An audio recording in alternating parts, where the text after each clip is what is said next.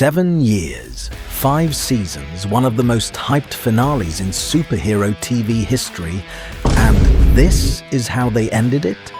Homelander, the most terrifying, untouchable, god-complex psychopath on television, beaten to death with a crowbar, inside a single room after being conveniently stripped of his powers by Butcher, Ryan, and Kimiko.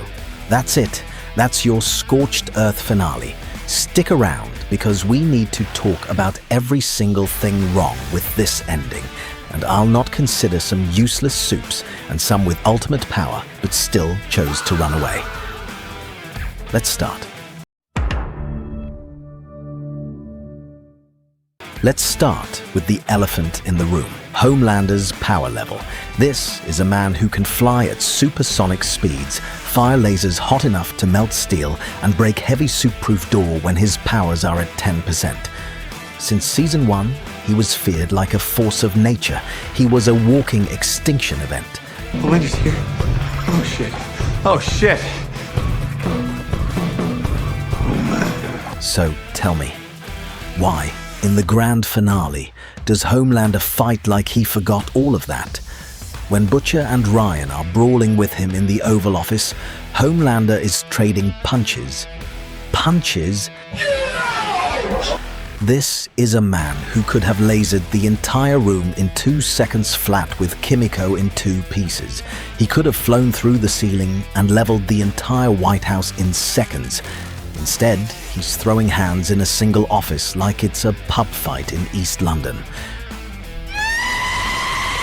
The show spent 5 seasons building Homelander into a near-invincible god, and the finale reduced him to someone who forgets he has superpowers the moment the plot needs him to lose. And it's not just the finale. This power inconsistency has been brewing all season. Remember Bombsight, the new super, absolutely dismantling Butcher? Like brutally, embarrassingly destroying him. And then Soldier Boy shows up and overpowers Bombsight with relative ease. But here's where it breaks your brain. Soldier Boy himself clearly said that Homelander is stronger than him, and we've seen it before in the Season 3 fight where Homelander was easily mogging Butcher and Soldier Boy alone. So the power chain goes, Butcher gets wrecked by Bombsight, Soldier Boy dominates Bombsight, and Homelander is stronger than Soldier Boy, and Butcher managed to handle this beast alone. Bro Homelander could have just grabbed him and flew off like he did with Elon Musk 10 minutes earlier. The math does not math. The show's own internal logic completely collapses in the endgame. Season 5 spent a massive amount of time building up the V1 storyline, the original Compound V formula that grants immortality. It was teased as the thing that could either make Homelander completely unstoppable or be the key to finally defeating him. And then Kimiko just blasts everyone's powers away with the radiation she got in the semi-final. Done. Gone. V1 rendered completely irrelevant. As one fan perfectly put it online, the entire season for one, plotline meant nothing. Quick one, but worth mentioning. Ryan losing his powers in the finale has sparked serious debate. Kimiko's blast depowers supes by stripping Compound V from their system.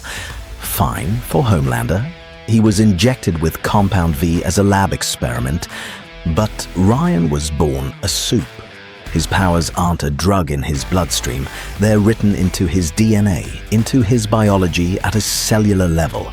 Can a radiation blast actually rewrite someone's genetics? The show doesn't explain it. Butcher just casually says they're normal people now. They never showed the true potential of his powers. We've this kind of ending in Game of Thrones and Stranger Things. Under 1 hour, Echo dead, Deep dead, Ashley got her fate, Homelander dead, Butcher dead, and Kimiko being depressed and funny within 24 hours. Why did they waste some episodes being boring while they could have just adjusted the pace in them? I think peak shows like these are meant to have weak endings. Except for Breaking Bad, of course. Yeah, Mr. White. Yes, science. For me, Butcher's death was unnecessary. He got what he was chasing since season 1, but somehow lost his mind over his dead dog. I understand that after Ryan's rejection and finding his dog dead, he was broken. But dude literally went for mass murder, like what? John Wick 2.0? Look, The Boys is still one of the best superhero shows ever made. Seasons 1 through 3, genuinely brilliant television. Anthony Starr as Homelander is an all-time TV performance. Carl Urban made Butcher one of the most complex anti-heroes in recent memory. But the finale? It fumbled the bag. I'm not even mentioning those posters. The Boys deserved better. You deserved better. It's not that the ending was completely bad, it's that it was fine. And fine is the worst thing you can be when you've set the bar this high. All right, drop your honest reaction in the comments. Did the finale satisfy you, or are you as disappointed as I am? Hit that like button if you think the show deserved a bigger send-off, and subscribe. I'll see you in the next one.